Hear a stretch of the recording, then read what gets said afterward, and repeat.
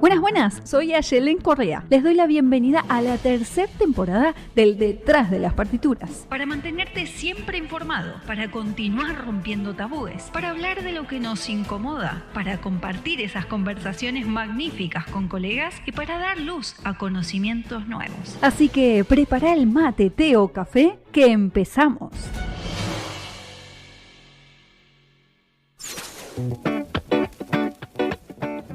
Buenas, buenas, estamos otra vez acá en el Detrás de las Partituras, pero acompañada de Sandra Romo. Bienvenida, Sandra, ¿qué tal estás?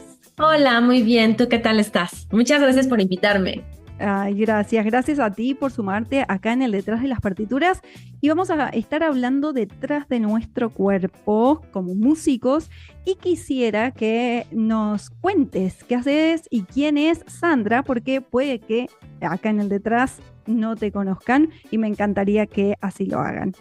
Claro que sí, me presento. Yo soy fisioterapeuta egresada hace muchos años, por ahí del 2004, y me titulé con una tesis en donde abordé las problemáticas de los guitarristas. Hice un pequeño estudio epidemiológico y hablé sobre la prevención, principalmente a través de ejercicios de calentamiento. Y bueno, pues a partir de ahí empecé a abrazar mucho la temática del músico y ya por el tiempo de experiencia y por irme documentando, ir trabajando con mis propios protocolos, pues ya soy especialista, ¿no?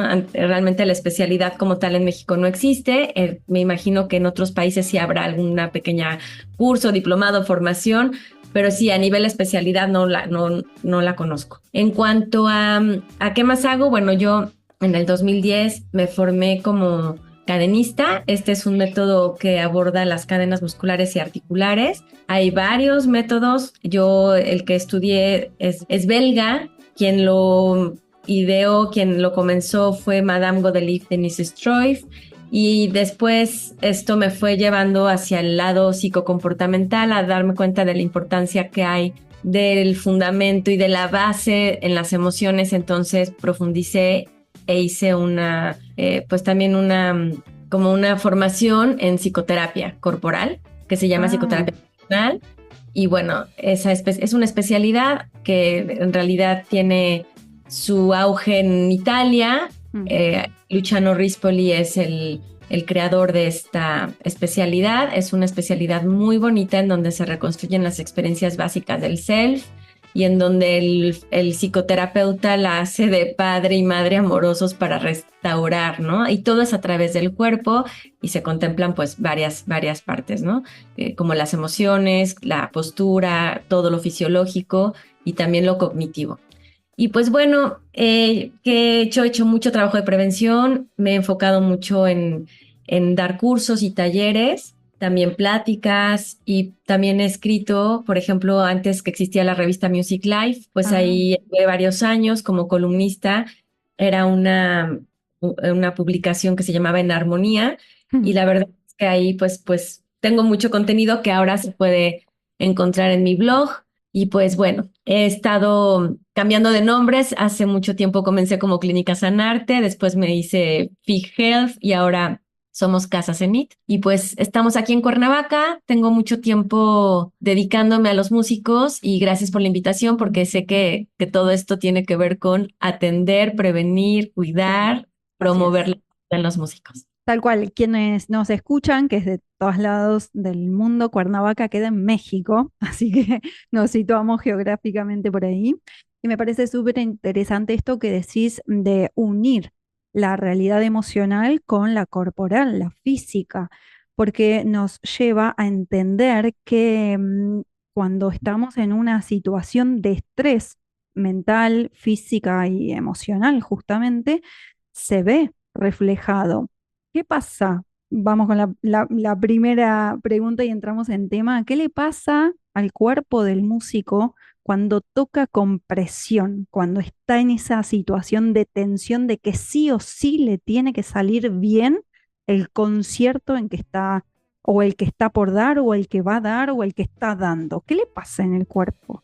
Pues muy buena tu pregunta. Físicamente arrancamos con el sistema, o arrancan en este contexto de los músicos, arrancan a su sistema simpático. y este sistema que es orquestado es parte del sistema nervioso, trae como respuesta mucha secreción de adrenalina y de cortisol, que pues básicamente están asociadas al estrés. Y ante este estrés, pues el cuerpo de una manera maravillosa lo hace para que nosotros podamos tener una respuesta de huida o de lucha, Tal ¿vale? cual. Es pues, de supervivencia. Pero bueno, ante esta presión que quiero aclarar aquí, que bueno, muchas veces es interna, ¿no? La mayoría de las veces es interna porque puede haber muchas presiones externas, pero realmente uno le mete más esa presión desde la idea, la imaginación, o sea, no está pasando nada catastrófico y ya está con que me tiene que salir. Entonces, físicamente aumenta el flujo sanguíneo, Ujú. el ritmo cardíaco y por lo tanto, pues todo se va a privilegiar a un nivel muscular, por ejemplo. ¿Para qué? Para que pues venga esta lucha, ¿no? O este correr y se va a músculos grandes, por ejemplo, músculos de las piernas, que Ujú. son ideales para esa huida, ¿no? Sí. También va a haber dilatación de las vías respiratorias, entonces va a venir una oxigenación disponible para el cuerpo, pero a través de una respiración superficial, Mm. porque esta respiración va a hacer que el oxígeno esté disponible para ese corto tiempo, ¿vale? Exacto. Por eso la Entonces, respiración es como más corta, más acelerada, las exactamente. piernas tiemblan, es como literalmente se está predisponiendo para salir corriendo, ¿no? Exactamente. Y en algo natural, en un contexto normal, pues ahí el tiempo debe de ser breve, ¿no? Mm. Aquí estamos en otro contexto que, bueno, ahorita detallo un poco más. También va a haber una liberación de la glucosa en la sangre. Entonces ya no importa si comemos o no azúcar, aquí la glucosa se libera, que a propósito sí está muy documentado que es justo en la carrera, en la preparación profesional, cuando se aumenta de peso, cuando las Sí. jóvenes, las y los jóvenes tienden a aumentar de peso porque una no duermen, dos están bajo presión y tres, o sea, es esto. Y bueno, obviamente el estrés lo que hace bajo esta presión, pues, bueno, y descuidan su alimentación, esa era la tercera, pero la segunda que acabo de mencionar, que es la de la presión, es la que hace que realmente aumenten de peso, porque podrían Claro. comer una vez al día, pero realmente eso, pues estarlo manteniendo en su sangre todo el tiempo como a modo de conserva, ¿no? Y Sí. también viene una contracción muscular constante y presta al movimiento, ¿no? Entonces los músculos aumentan su tono, aumenta su tensión y esto pues si se mantiene puede generar dolor y rigidez, ¿no? Y Y también perdón, Sandra, ahí me entra la duda, el, el ácido láctico es donde entra a generarse, a no reabsorberse, o qué papel cumple justo ahí en eso que mencionas. no, en realidad no es tanto por el ácido láctico, porque eso ya se está desmintiendo un poco en el Mm. sentido de que antes nos dijeron, bueno, es que sí es el ácido láctico que está más relacionado con una sobrecarga muscular. Ah, Aquí es la subida del cortisol y de la adrenalina. Esa contracción se vuelve sostenida y eso facilita las contracturas musculares, o sea, las mantiene y la misma rigidez. O sea, es un músculo que en vez de mantenerse en un estado de relajación, se sí, mantiene en contracción. Entonces, todos los cambios bioquímicos que los puedan generar realmente no son los justificables más que la misma contracción que no debería de estar. ¿Vale? Entonces, eso ya genera dolor porque el músculo debe de poderse contraer y relajar y no mantenerse en contracción constante. perfecto. Entonces, si esa constante contracción aumenta el tono, una persona que ha estado bajo presión, que ha estado bajo estrés, se quiere dormir y no se logra relajar. O sea, sus Total. músculos no logran relajarse, entonces amanecen además de con dolor en el cuerpo, pues como si no hubieran descansado, ¿no? Sí, sí. Entonces, y bueno, la otra que quería mencionar, la última, es que también el sistema inmunológico, que es el encargado de defender a nuestro cuerpo de bacterias, de virus, que es el que nos mantiene pues sanos, porque es nuestra barrera principal ante lo externo, Ujú. esa también se suprime. O sea, esa no es la privilegiada en ese momento. Entonces baja nuestro sistema inmunológico y pues si eso se mantiene, estamos más predispuestos a una enfermedad. Wow, o sea, todo el nivel de riesgo que corremos cuando estamos en esa situación de estrés, de peligro, se ve reflejada claramente en el cuerpo. Espectacular todo lo que me mencionas. Y me imagino que esto se ve repercutido en la realidad que tenés de los chicos, las personas que van a tu consulta con esta situación. de una consecuencia de sostener en el tiempo este nivel de estrés y este nivel de agobio físico. ¿Qué problemáticas son las que más se repiten una y otra vez ahí en tu consultorio o en el espacio de consulta y acompañamiento? Claro, esto tiene mucho que ver con la etapa y tiene mucho que ver con la manera en la que cada uno se trata a sí mismo.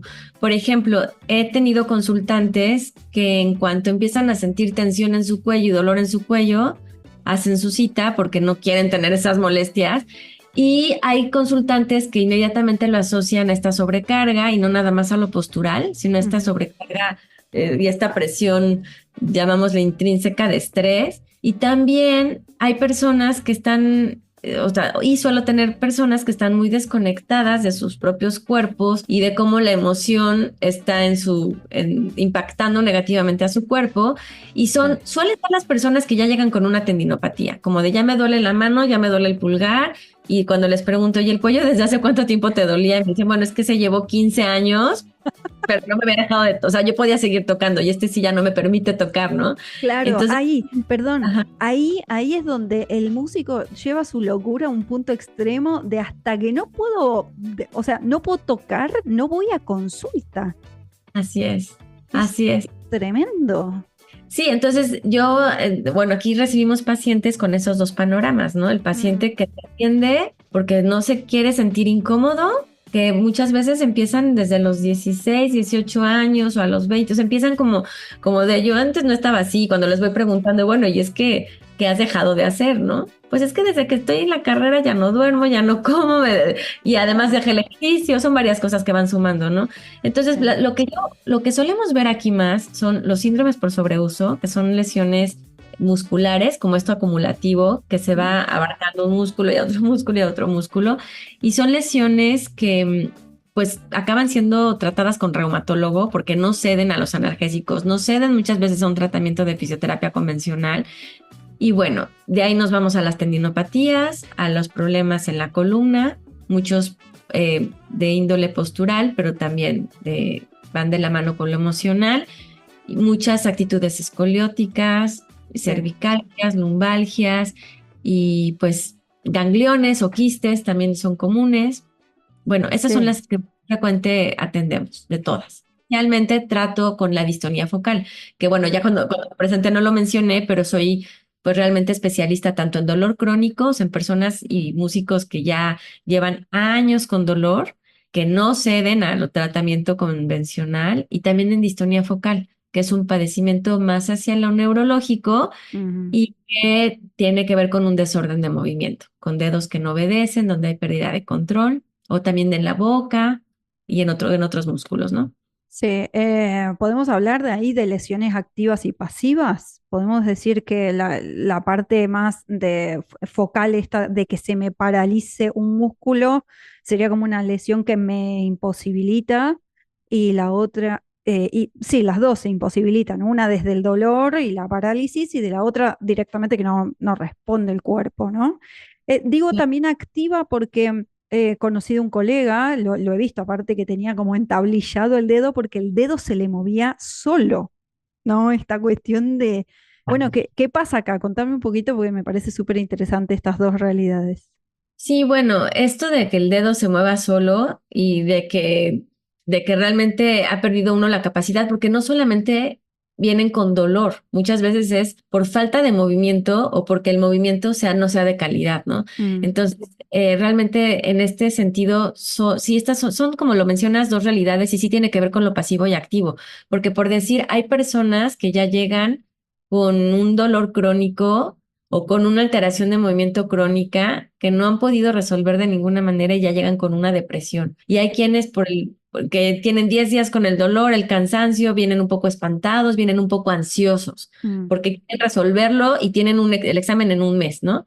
Entonces, sí tenemos como es muy puede ser muy contrastante el abordaje según la lesión. Y esto de que el dedo esté temblando, pues sí me llama la atención de entablillarlo, porque bueno, habría que ver podría ser un tremor esencial, podría ser una fatiga, podría ser deficiencia del complejo B, pero definitivamente, pues no sé si el manejo sea el ideal de entablillarlo, porque si no se fracturó, o sea, yo insisto, ¿no? Como la única realmente justificable para entablillar e inmovilizar es una fractura. Actualmente ya ni los esguinces, ni ni los desgarres, no hay otra justificable para Este, entablillar. este caso en particular, te puedo decir que lo conozco desde 7 o 10 años atrás, ¿eh? No es actual, pero sí me llamó como súper la atención porque yo en ese momento, también lo mismo, ese mismo periodo, yo tuve una lesión de síndrome por sobreuso más cervicalgia. O sea, estoy hablando de los dos brazos, todos los omóplatos más cervicalgia. En mi caso tengo una escoliosis y pie plano. O sea, me saqué toda la lotería.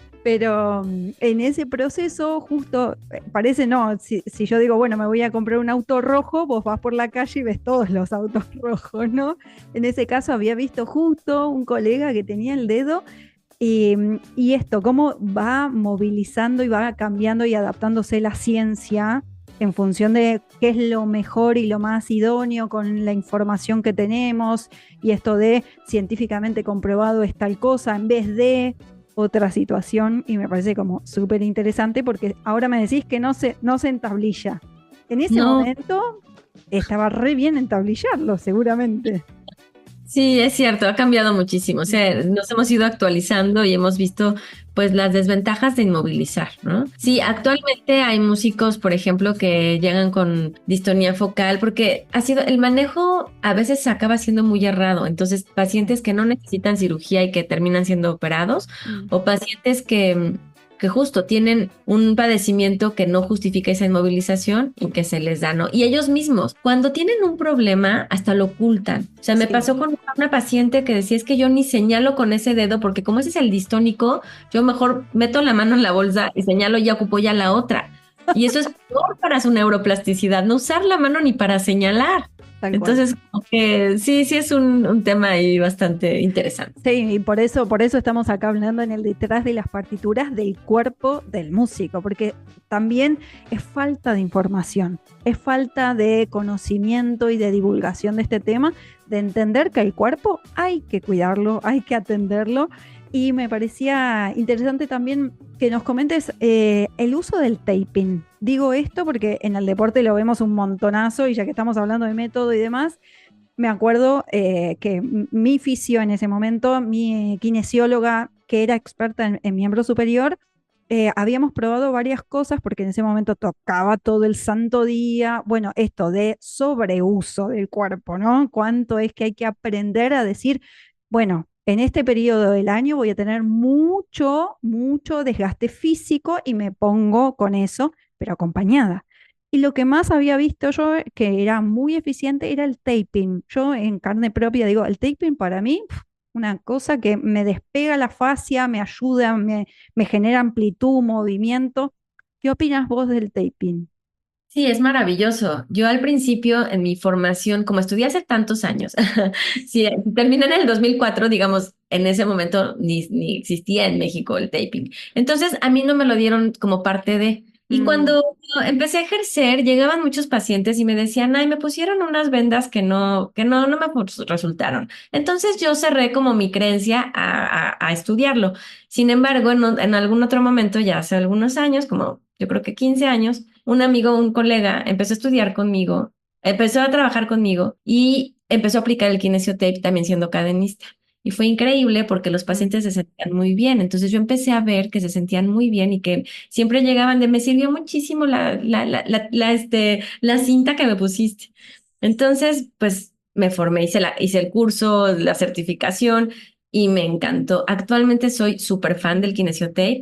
Es muy contrastante porque hay muchos fisioterapeutas y kinesiólogos que no les gusta Mm. porque me parece que se polarizó a que cualquier persona se compra un kinesiotape y se parcha y se lo pone, o después de correr ponte el tape y se lo ponen como sin un razonamiento clínico. Tal Cuando lo cual. hacemos un razonamiento clínico y realmente con técnica, es increíble el kinesiotape. Yo enseño mucho a ponérselos a mis pacientes. Mm. Lo ocupo mucho en las sesiones en línea porque doy sesiones en línea, entonces lo ocupo muchísimo. Y para distonía focal también. acaba Sí. siendo una herramienta, es como ponerte unas muletas, o sea, puedes caminar con las muletas, algo así acaba siendo el kinesiotape para la distonía focal, porque de repente es como de no poder tocar, ay, puedo tocar, ¿no? Es increíble. Entonces sí Sí, soy fan. sí. Tal cual, digo, para el que no conoce qué es el taping y solamente nos está escuchando, y le podemos generar como una imagen del audio de qué es el taping. ¿Cómo se lo explicamos, Sandra? Es una cinta que solemos ver mucho en deportistas, como bien Sí. lo mencionaste. Es una cinta de colores que se ponen en diferentes partes del cuerpo y que, bueno, está interesante porque tiene tensión. Cuando tú estiras, esa cinta tiene pegamento. Cuando la estiras, tiene una tensión. Entonces, incluso si no la estiras y la pegas, ya tiene tensión. Entonces, va esa cinta a activar o a relajar o a drenar. Y bueno, se hace como te digo, tiene técnica, depende si lo pones de arriba para abajo, de abajo para arriba, si estiras la cinta, si mueves la articulación cuando lo pones, si Sí. lo pones como en parchecito, como en juego de gato, Sí, ¿no? abierto. Yo veía que se puede Los- cortar, se abre, se expande, genera como, eh, sí, sí. le puedes dar la forma del músculo, ¿no? Es muy padre, muy interesante. Y hablando de esto, y justamente como en primera persona, yo siento que una vez que estuve atravesando primero el diagnóstico, que me dijeran, Ayelén, tenés esto, por eso te duele. Ayelén, tenés que ir con esta kinesióloga o fisioterapeuta y tener que hacer estos pasos, este seguimiento, este tratamiento para que tu cuerpo vuelva a funcionar eficazmente y que no te duela. Yo siento que a mí haber pasado por la lesión me cambió la mentalidad de cómo ver mi cuerpo. ¿Crees que esto pasa? Que el músico, o sea, los músicos con los que tratas empiezan a ver su cuerpo desde otra mirada, o sea, a partir de la lesión, o cómo sentís que pasa esto en la Sí, realidad de cuán importante es nuestro cuerpo como medio de instrumento? sí, sí, totalmente. Es muy acertado lo que dices porque a veces no pensamos en nuestra panza hasta que nos duele. ¿A poco no? ¿No? Así de ya sabes lo que es un dolor de panza, entonces ya realmente empiezas a decir, este alimento me hace bien. A lo mejor ni me había cuestionado y me encanta, pero ya me di cuenta que me cae pesado, etcétera, ¿no? Entonces, haciendo analogía, pues el cuerpo del músico a veces está muy desconectado en realidad, Sí, porque muchas veces se preparan para la técnica, se preparan para trabajar como realmente movimientos asociados a un sonido. sí, Cuando quitamos ese sonido, los movimientos quedan como si al títere, ¿no? Le quitaras la parte de arriba y dejas de moverle las cuerdas. O sea, de repente ya sin el sonido no tendrían un fin. Entonces, gracias a una lesión, y yo podría decir gracias porque la mayoría de las personas lo agradecen, mm, entonces empiezan a cambiar su perspectiva y su mismo su misma credibilidad, porque a veces creen que es por estudiar y estudiar o prepararse en lo intelectual y no se dan cuenta que si mejoran su fuerza, si mejoran su resistencia, si mejoran su conciencia corporal, van a mejorar en todos los otros aspectos, sí, como en la velocidad, en el sonido y obviamente y principalmente mm, en su bienestar, en sentirse cómodos. Entonces, de estar tocando bajo esta presión de la que hablábamos, de que ya tengo que cumplir porque ya tengo el concierto encima y me lo tengo que aprender. Porque otra de las cosas que nos pasan cuando bajamos, cuando estamos bajo presión, es que se nos altera la concentración. uf, Es decir, a todos nos ha pasado, o sea, estamos bajo presión y nos equivocamos más y la concentración se va. Entonces, sí, realmente en esta conexión corporal, lo primero a lo que nos lleva una lesión es al descanso, al reposo, hacer la mm, pausa. sí, Y hay algunos a los que incluso empezamos a platicar, por ejemplo, a estudiantes, de decir, oye, ¿qué tal que platicamos de darte de baja un semestre o un año? O un año, porque muchas veces estar bajo, la mayoría de las veces estar sin presión les va a ayudar, entonces centrarse en su alimentación, en dormir, en estudiar con calidad, en mejorar hábitos. sí. Entonces, realmente yo sí creo que es una gran oportunidad. Ojalá que no tengamos que atravesar por una lesión. Ojalá. Sí, y aparte este concepto de que si me lesioné es porque era por falta de técnica.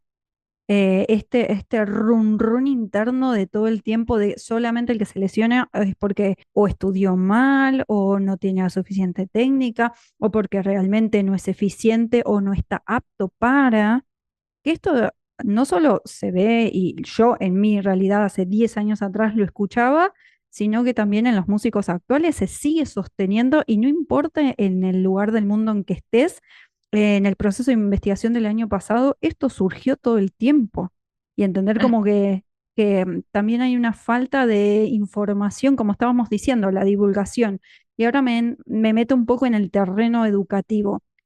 A nivel de deporte, sabemos muy bien que tenemos el rol del coach, del entrenador, del quinio, el psico, o sea, hay un equipo atrás de, por ejemplo, un tenista. El tenista no gana el slam solo. Acá entendemos como históricamente que solamente el instrumentista llega a donde llega porque es un erudito y llega mm. solo.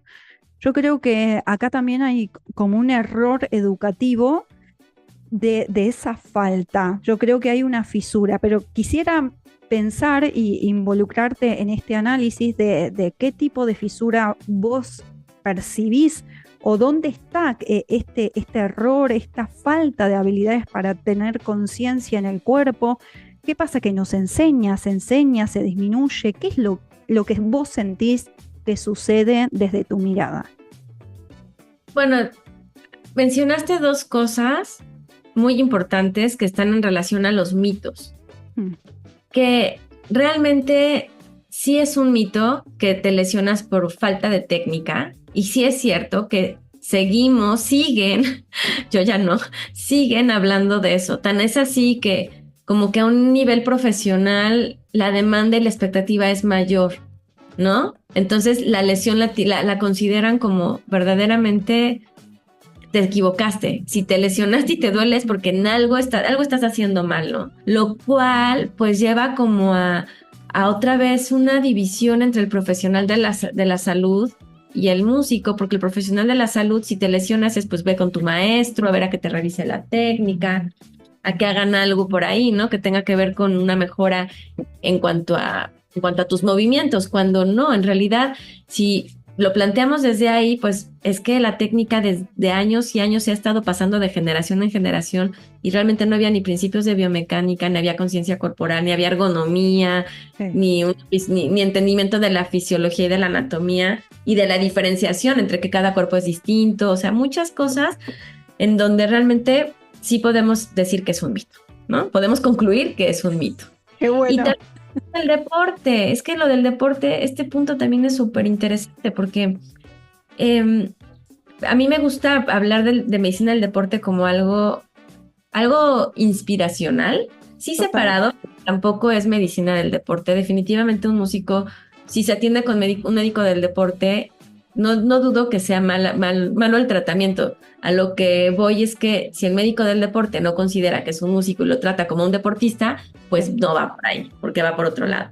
Pero total. bueno, ya me estoy yendo por otro lado. Lo importante aquí que quiero platicar es, o resaltar, es que el músico tiene a modo de inspiración, como un poco adaptándolo al ámbito musical, lo que han hecho o se ha impulsado en el deporte. Desde vamos a revisar los calzados y hagamos investigación desde el tenis, vamos a, como decías, todo un equipo de trabajo. Es que en el deporte se le ha inyectado Sí, sí, mucho presupuesto, hay mucho interés, hay muchas ganas de que el deportista esté en las mejores condiciones de salud sí. para que tenga el mejor desempeño y el rendimiento. Y como tú lo dices, es que verdaderamente si es una fisura que haya que esté tan separado y que se le vea de manera tan individual, de tú llegas a tocar así porque es tu talento, son tus manos las que lo están haciendo, es tu voz y todo lo demás, pues ahí va solo porque no, porque aparte si te duele o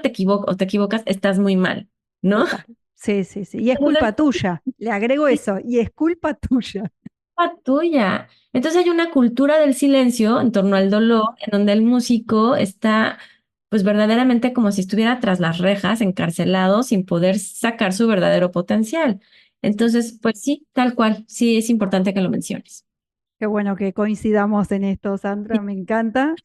Y que bueno que lo estemos divulgando, ¿no? Que acá en el detrás de las partituras estemos hablando de esto porque justamente detrás de la ejecución continua, detrás de cada concierto, debería haber un profesional que nos acompaña en el mantenimiento fisiológico de nuestro cuerpo, de la movilidad funcional y estructural de nuestro cuerpo.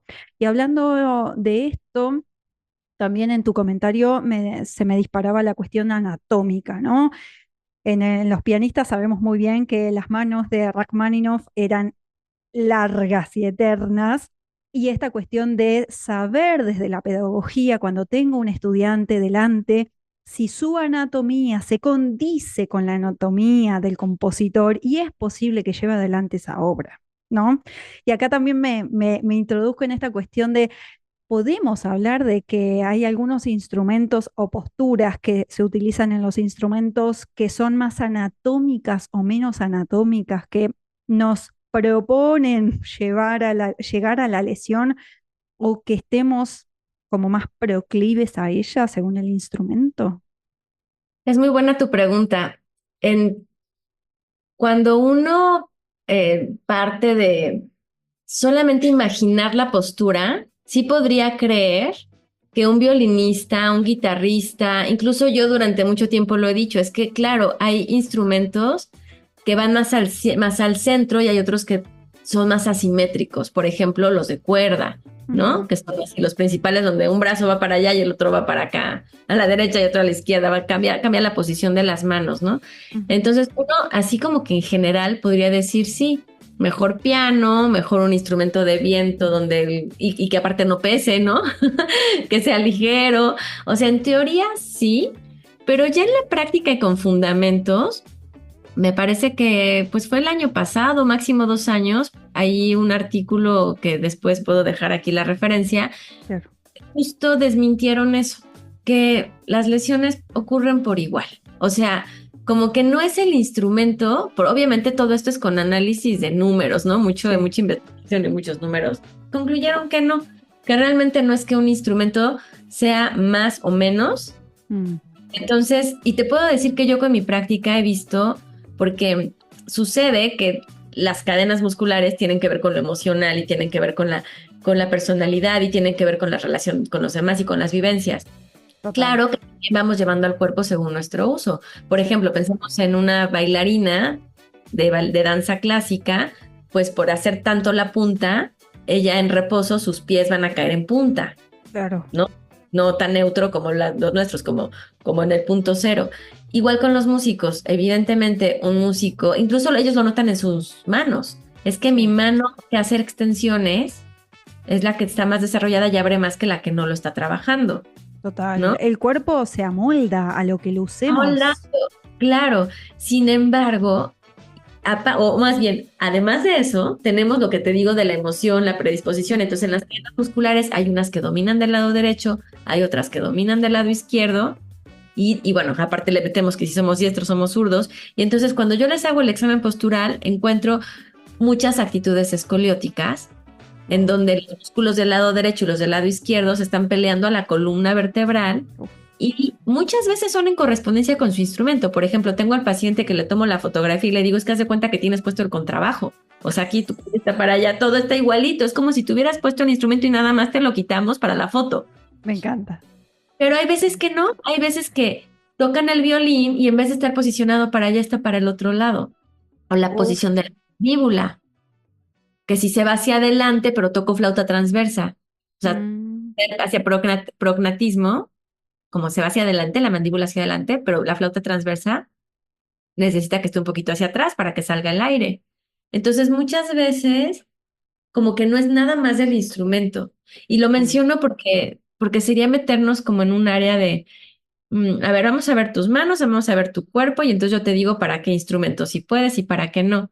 Podría funcionar, pero podría ser que también entren los diseñadores, los ergonomistas, y entonces hagan que esos instrumentos sean mucho más amables con el cuerpo. Como por ejemplo la flauta transversal, ahora ya hicieron, me parece que en Alemania, una especie de boquilla en donde ya se puede posicionar hacia enfrente, como una flauta dulce. O sea, ya no tenemos que hacer toda una lateralización de la cabeza, Ay, ¿no? Dios, claro. Cual compromete y los brazos quedan tan asimétricos cuando pueden estar mucho más al centro. Sí. Porque la verdad es que tener un cuerpo, una postura ideal, un cuerpo súper equilibrado, cero tensiones, cero, es muy utópico. La realidad Sí. es esa. Actual, no nada más por la música en la actualidad. Y luego le añadimos la música, uff. Es un combo hermoso. Y te voy a Sí, agregar algo, creo que también nos estamos dejando afuera de esta cuestión de lo que traemos genéticamente. Yo hoy hablaba de mi realidad y hablo de mi historia familiar, genética, física, que tiene que ver, ahora que dijiste la mandíbula, bruxismo. Para mi familia es lo natural que todo el santo mundo bruxa y tenga todos los dientes limados. Esto de pie plano es propio genético nuestro y también el tema de la escoliosis o compensación de la columna es genético. Entonces, si yo encima le sumo que soy pianista y estoy 800 horas sentada o mal sentada en el piano y dependiendo de esa emocionalidad que estamos hablando, cierro el cuerpo, me achico, me voy para adentro, toco tensa.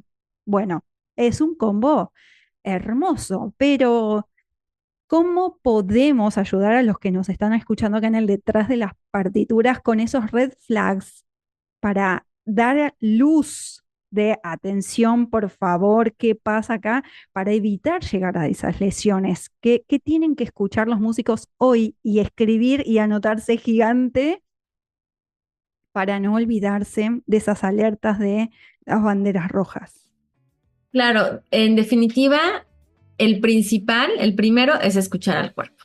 O sea, primeramente, escuchemos al cuerpo porque los signos y los síntomas nos van a llevar a algo. Entonces, esa conexión es primordial porque no hay otro semáforo más fidedigno que ese. Entonces, ante fatiga, ¿no? Fatiga muy localizada, como en los brazos, en la voz, Uf, eh, la postura, obviamente dolor, debilidad. Si es que antes podía cerrar y abrir una bebida sin problemas y ahora me está costando trabajo, estoy perdiendo la fuerza, temblor, o sea, cualquier signo de alarma es eso, ¿no? Principalmente también rigidez, la ujú, rigidez, la parte del cuerpo esté pues muy rígida o que haya una hipermovilidad y que también estén colapsando las articulaciones y esto pues para quienes inician, ¿no? Y también para los maestros que si los maestros detectan, oye, es que no le duele, pero yo veo que los dedos se le van y se le colapsan, esto tiene que ver con lo genético que platicabas, ¿no? Entonces ya tener sí. eso es, porque tal vez en mí es normal, pero si alguien más me lo está haciendo una observación, pues ahí podríamos revisarlo, ¿no? Entonces esa sería la primera, escuchar al cuerpo, Mm. también realizar calentamiento y estiramiento sin el instrumento previo y estiramiento posterior. O sea, como ahí es donde nos tienen que inspirar los deportistas. O sea, vamos a trabajar con el cuerpo. Si estamos bajo presión, porque la vida del músico va a ser muchas veces así bajo presión, es increíble cómo la respuesta fisiológica ante el movimiento es del opuesto a todo lo que describimos al inicio, que es estar bajo presión. O sea, entonces ahí llegan otras sustancias, la bioquímica cambia, Sí. empezamos a estar en calma, tenemos sí un flujo sanguíneo, pero presente en donde lo estuvimos calentando, o sea, llega la sangre a los dedos, llega la sangre a la mandíbula, al cuello, la respiración está presente. Entonces, definitivamente el calentar es muy importante, mejora la concentración y también hay que tratar de estudiar o practicar sin el instrumento. O sea, esto es, no necesariamente tenemos que llevar los movimientos a la repetición, a que nuestro error mejore, porque al final empezamos a perfeccionar el error. Entonces necesitamos también trabajar sin el instrumento como mimos, ¿no? Ujú. Como podemos poner la música, pues si estamos sacando una obra, una pieza musical, y entonces encima tratar de decodificar lo que tengo en la partitura y no irme directamente al instrumento. Y esto va a ayudar mucho porque nuestra respuesta y esta memoria y este aprendizaje lo vamos a fortalecer y también porque vamos a fatigar mucho menos al cuerpo, porque ya con cualquier instrumento ya hay una resistencia aplicada. Es Sí. como cuando uno se quiere meter a la alberca a nadar, o sea, nadar en serio, sin haber calentado. Ya Mm. el agua ya tiene una resistencia. Entonces, el calentamiento no se hace dentro de la alberca, se hace fuera, es lo mismo. Calentamos sin el instrumento tanto nuestro cuerpo físico como nuestro cerebro. Entonces, es muy importante trabajar sin el instrumento. Y bueno, estar muy atentos ante los síntomas. También es muy importante como músicos, yo les aconsejo que tengan un acompañamiento aunque no estén ya a nivel profesional, con otros músicos. Total. Siempre ya tener esta visión amplificada y irnos más allá de lo conocido, o sea, irnos más allá de mi género musical, si es clásico, pues también entrar a pop, ¿no? A algo que me ayude y que me alimente, porque motrizmente, motrizmente cambia. Y Total. tener compañeros de trabajo, maestros, tutores, como lo quieran llamar, también es muy saludable porque nos van a poder hacer observaciones y retroalimentación. Y ojalá que juntos hagamos una cultura más de la retroalimentación y no de la crítica, que de constructiva no tiene nada, ¿no? O sea, una crítica en donde más bien hay un juicio ahí y hacen sentir mal al otro, ¿no? Sí.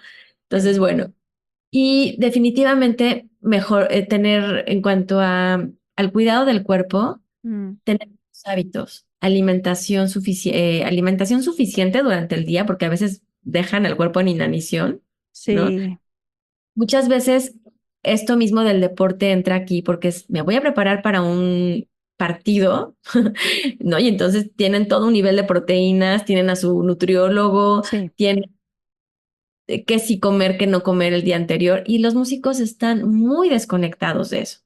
Como, ¿qué debería de cenar si mañana tengo una presentación, un recital a la 1 de la tarde? ¿Qué debería de cenar? ¿Cómo me hidrato? ¿No?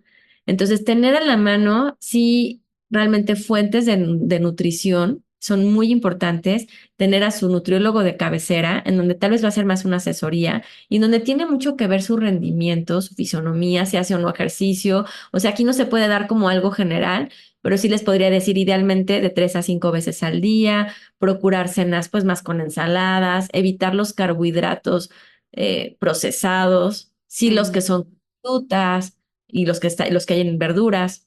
Y bueno, superfoods, ¿no? Como músicos tienen que tener una alimentación importante para que puedan, no nada más lo que está en la mano, sino además alga espirulina, mm, chía, maca, o sea, tener alimentos que les ayuden tanto al cerebro como a su cuerpo, en donde a veces pasan muchas horas. Aquí en México tenemos contextos de músicos de banda, por ejemplo, que pueden estar 5 o 6 horas porque es otra hora y les pagan otra hora y en el momento los contratan por 2 o 3, pero acaban siendo 6 o 8 horas de tocar, ¿no? sí.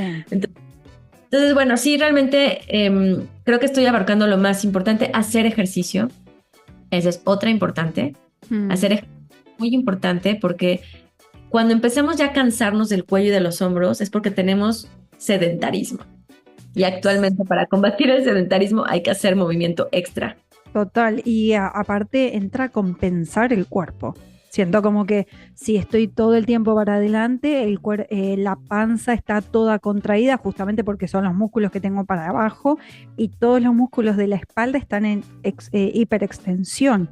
Entonces, como buscar la forma de contrarrestar el movimiento y demás. Y quería sumarte esto que estabas diciendo sobre la nutricionista. Yo además de entender, y esto lo ligamos a lo que hablamos con anterioridad de el post lesión, ¿no? Para mí es crucial cuando yo estoy en desarrollo de conciertos a nivel exigente, ¿no? Porque uno cuando entiende qué niveles va a generar el concierto o la preparación, hay algunas cosas que no puedo discutir de las cosas que me voy a cuidar. La fisio, la nutricionista o nutriólogo, como lo mencionaste. Años estuve con justamente una nutrióloga deportista que era exclusiva de deportistas y le dije, no, o sea, llevemos esto a la música.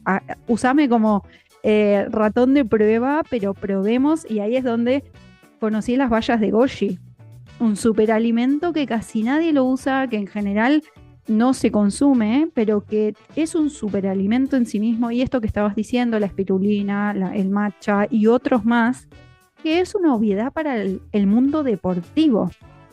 Ahora, hablamos de las banderas rojas de atender cuando hay dolor, cuando la movilidad se reduce. Estamos hablando de esta cuestión de lo bueno, ¿no? De qué cosas atender cuando estamos en un entorno saludable. El entorno para mí es crucial, ¿no? En esta crítica que hablamos. Y trayendo esta idea de cuidado, si tuviéramos que hacer como una mini rutina, ¿no? Que el músico tiene como que tener en cuenta esos puntitos que estuviste hablando, alimentación, sueño, pero si lo hacemos en 5 puntos, como para que ya vamos cerrando esta entrevista, que se queden con estos 5 puntos no se pueden olvidar para cuidar el cuerpo. ¿Qué sería, Sandra? Ok, sería primero el calentamiento. El Ok. calentamiento, como lo mencionaba, ese o sí o sí. Segundo, el descanso, o sea, Bien. hacer pausas activas o también de relajación. Ujú. Yo les recomiendo tocar 30 minutos y pausar 5 o 45 y pausar 15 o 1 hora y pausar media hora. O sea, Bien. a más tiempo de práctica tiene que haber más descanso. Y en cuanto al descanso, también hay que hablar que si se van de vacaciones y regresan y no han tocado, tenemos que retornar de manera progresiva.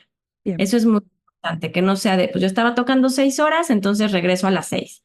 Tenemos que regresar habituando un poquito al cuerpo, a lo mejor nos toma 1 o 2 semanas, ¿vale? Bien. Bueno, también la alimentación consciente, el deporte, que ahí Bien. voy a hablar de buenos hábitos, que sería el deporte o hacer ejercicio, la alimentación consciente, Ujú. sueño. El sueño es realmente conocernos, porque muchas veces el músico trae desórdenes de sueño derivados de esta falta de escucha interna en donde hay como una culpa por despertarse tarde. Y yo les digo, es que reconcíliate con tu ciclo circadiano y por tu tema de vida musical que muchas veces va a ser nocturna. Mm. Entonces yo cuando les digo, mira, promueve y habla con tu familia, así con quien vivas. Sabes que yo me tengo que levantar a las 9 de la mañana porque me duermo a la 1 o 2 de la mañana. Total. Duermes tus horas y ya no estás tan mal, porque si crees que vas a funcionar como toda la familia, levantándote 6 o 7 de la mañana, tal vez va a ser un poco caótico y vas a quitarte horas de sueño. Entonces, sí creo que es muy importante que si el músico recorre sus horarios y no se sienta mal despertándose tarde, que se reconcilie con eso es muy bueno. A la par de realmente tener, pues, lo aislado, porque muchas veces son tan auditivos que su sueño es muy ligero. Entonces, yo les Mm. recomiendo que la pones en las noches, que si el white noise, porque hay veces que incluso con el tapón no se sienten cómodos, entonces poner ruido blanco, que se Mm. pone para estar escuchando ese sonido, bueno, no es música, es sonido, se llama ruido blanco, como la caída de lluvia, como fogatas, Sí. como incluso sonidos como de helicópteros o un motor que nos lleva como a sueños más profundos, ¿vale? Entonces, sí, procurar el descanso. Y también lo de seguir con algún maestro de música, algún compañero, algunas, pues vamos a llamarle cursos, clases, para aumentar nuestro camino musical y que no se quede estancado en solo lo mismo, porque a veces dejamos de brillar cuando estamos en ya la repetición, no solamente del movimiento, sino en algo que se volvió como ya cotidiano, como que ya no hay ningún reto. Entonces que de repente, como decía, ¿no? Tomen algún taller o algún curso de improvisación, algo que nos lleve a world music, algo que sea distinto, tanto en género musical como en personas que me aporten a mi crecimiento y a mi desarrollo musical. Y eso va de la mano con dar una Total. clase, que no se dediquen a la docencia, tener al sobrino, enseñar música, los va a poner en el lugar del aprendiz. Y siempre como músicos van a ser aprendices, siempre van a estar estudiando. Entonces la mejor manera de estudiar es inteligentemente, con calidad y no con cantidad. Hermoso, Sandra, me encantó. Qué mejor que cerrar así esta entrevista maravillosa, darte las gracias y que nos cuentes dónde te pueden encontrar a lo largo de todo el mundo las personas que quieran contactar con vos. Claro que sí, el teléfono de WhatsApp es la manera más sencilla. Ujú.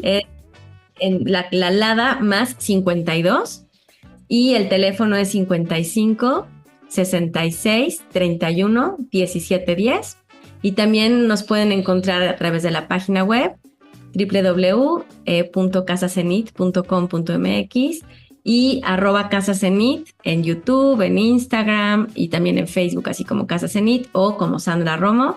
Y pues ya les paso bien las ligas más adelante, pero por lo pronto así nos pueden encontrar y me pueden encontrar.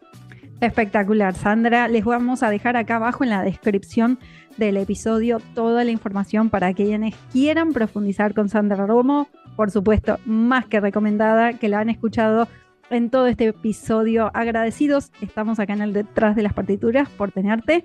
Gracias, Sandra. Y para todo el resto, hasta el próximo episodio. Gracias, adiós.